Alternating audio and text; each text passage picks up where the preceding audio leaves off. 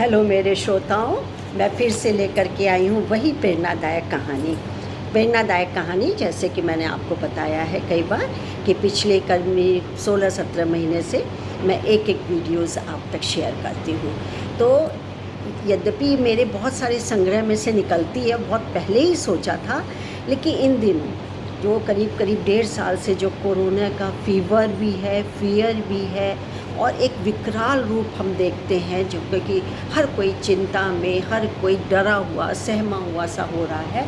तो ऐसे में जब हम सीख भरी कहानियाँ, महापुरुषों की किंवदंतियाँ या बड़े बड़े कारनामे जो होते हैं, या ऐसे जो अभावग्रस्त हो करके कहाँ से कहाँ पहुँच जाते हैं और कितने कितने सम्मानों से नवाजे जाते हैं, ऐसे लोगों की यदि हम कहानी सुनते हैं तो कहीं ना कहीं हमारे दिलो दिमाग पे वो ऐसी अंकित हो जाती है कि जीवन पर्यंत हम जिसको छुटकारा नहीं मिलता है और मिलना भी नहीं चाहिए, क्योंकि समय समय पर यही सीख देने वाली कहानियाँ, प्रेरणा देने वाली कहानियाँ हमारे लिए बहुत महत्वपूर्ण होती हैं। तो मैं पहले शीर्षक बताऊं, उसके पहले मैं अपना परिचय दे दूं।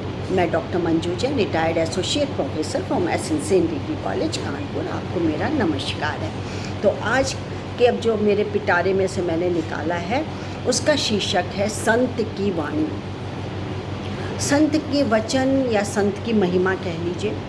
तो संत का चुनाव भी बहुत सोच समझ के करना चाहिए, तभी उसकी वाणी या महिमा समझ में आती है। यानी संत या गुरु ऐसा हो जिसने अपने इंद्रियों पे काबू कर लिया हो, संयमित नियमित जीवन जी रहा हो, तप यज्ञ सब करता हो, और सबसे बड़ी बात कि उसके बारे में, अपनी जप तप की जो बारे में उसको पूर्ण रूप से ज्ञान हो और अपनी इंद्रियों को वश में कर लेता है। चलिए, ये तो गुरु और संत की महिमा होती है। तो एक संत थे, गुरु थे, उसके यहाँ करीब करीब 30-40 सेवक थे काम करने वाले। तो उसमें से एक सेवक की बहन की शादी थी।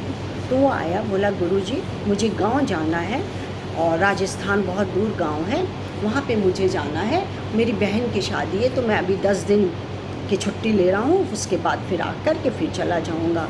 बोले नहीं तुम जाओ, आराम से काम करो, थोड़े 2-4 दिन बाद चले जाना, पूरी छुट्टी ले लो जब तक शादी ना हो जाए।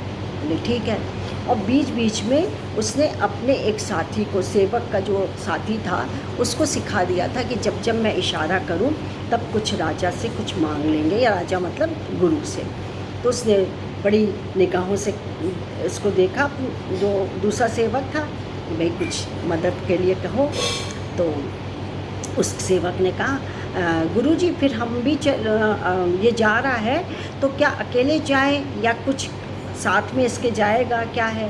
तो गुरु ने कहा कि हाँ बिल्कुल, इसके साथ जाने के लिए मैं 2-3 सेवक करूँगा, क्योंकि शादी ब्याह का मामला है, बहुत ज़रूरत पड़ती है सेवकों की और लोगों की, तो तुम्हारे साथ 2-3 जाएंगे।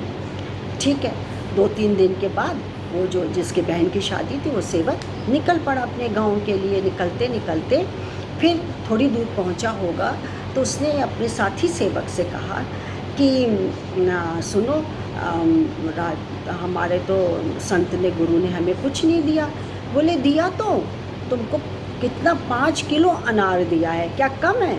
तो बोला अनार से क्या होगा, अनार से क्या पैसे हीरे जवाहरात आएंगे? तो बोला उन्होंने आशीष वचन तो दिया है कि भाई तुम्हारी बहन की शादी ऐसी होगी जो देखते रह जाएंगे लोग, बहुत ही आलीशान तरीके से होगी। तो बोला सब बेकार है, ये 5 किलो अनार से क्या आलीशान शादियाँ होती हैं? कोई राजा महाराजा के घर होती आलीशान शादी, लेकिन फिर भी कुछ तो उनको देना चाहिए था मुझे, पैसे रुपए हीरा जवाहरात, इतने दिनों से मैं सेवा कर रहा हूँ। फिर बात करते करते वो लोग गाँव की सीमा के पास पहुँच गए, और राजस्थान के रेतीली भूमि जहाँ होती है, वहाँ जो कि पानी भी बहुत मुश्किल से मिलता है, वहाँ पे उसकी बहन रहती थी। वहाँ पे पहुँचा, इतने में देखा कि वहाँ कस कस के मुनादी हो रही है। मुनादी मतलब कि घोषणा हो रही है कि यहाँ के राजस्थान के राजा की बेटी बहुत बीमार है, बहुत बीमार है, और वैद्य ने कह लिया था कि आपकी बेटी नहीं बच सकती, अब बहुत ज़्यादा इसकी हालत ख़राब है, लेकिन हाँ ये जो मैं दवाई दे रहा हूँ वो सिर्फ़ और सिर्फ अनार के रस से दी जाती है, अन्यथा निरर्थक है देना। तो मुनादी करवा रहे थे। कि किसी के पास अनार हो, अनार दे दो। वहाँ तो रेतीली भूमि, कहीं अनार नहीं मिल रहे थे। अब ये हुआ कि कहीं दूसरे राज्य में भेजा जाएगा। इतने में इनके कानों पे भी, सेवकों के भी कानों पे पड़ी कि भाई अनार की ज़रूरत है। झट से उससे कहा कि जल्दी से दो, राजा की बेटी बीमार है, तुम अनार दे दो। अब तुम तो खुद ही कह रहे थे कि ये बिल्कुल बेकार है हमारे लिए, इससे क्या शादी विवाह होते हैं, दे दो। बस उससे मुनादी करने वाले जो सेवक था, मुनादी जो कर रहा था, घोषणा कर रहा था, उसको वो पकड़ा दिया और कहा कि ये ले लो। रस निकला, जूस निकला, उसमें दवाई मिलाई गई, घोटी गई और राजकुमारी को पिला दी गई और वो 1-2 दिन में बिल्कुल चंगी भली हो गई। ये कहो कि वो दौड़ने भागने भी लग सकती है। अब तो सब लोग उसकी प्रशंसा करने लगे। बोले किस गांव से आए हो? बोले ऐसे ऐसे। कौन है तुम्हारे महाराज? मेरे गुरु हैं, मेरे संत हैं, बहुत अच्छे हैं, वगैरह वगैरह। बोले यहाँ कैसे आने हुआ?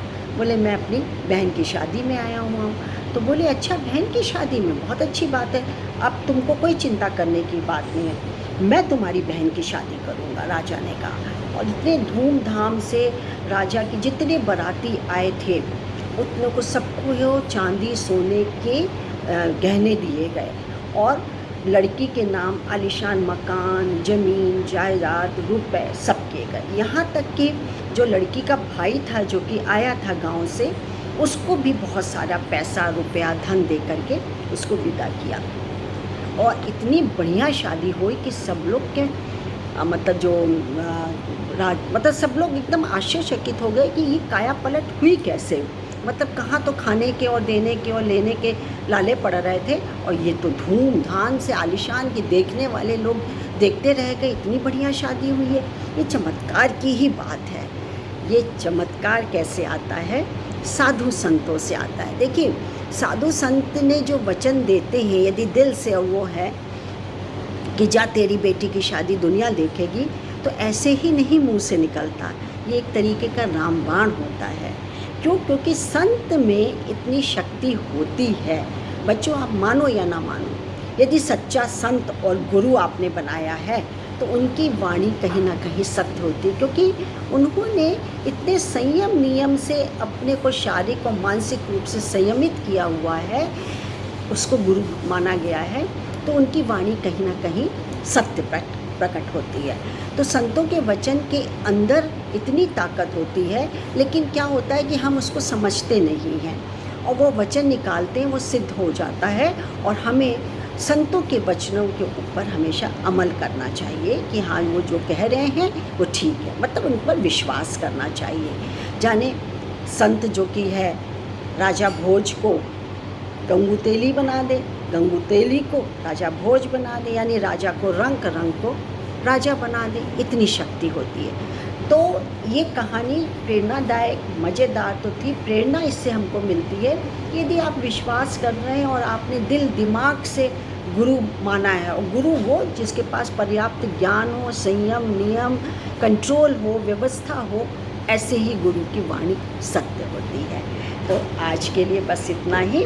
मैं फिर एक नई कहानी के साथ कल उपस्थित होंगी। तब तक मुझे आज्ञा दीजिए। नमस्कार, थैंक यू।